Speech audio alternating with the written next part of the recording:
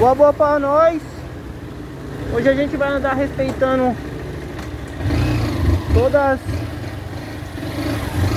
as regras de trânsito, todos os farol. Tá chovendo, tá tranquilo. Não sei se é todas, né, que eu já vou passar aqui. Fazer um gato aqui agora, né? Mas vamos lá, né? Fazer um noturninho aqui devagarzinho. E tá começando a chover, eu tenho que meter marcha.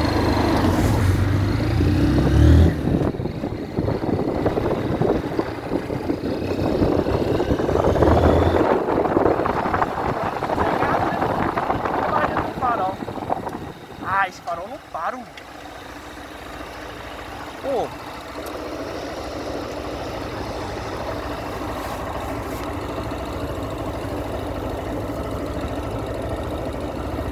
É bom que nós vai contemplando, tá chovendo, tá da hora. E eu tenho que andar com a viseira fechada, né?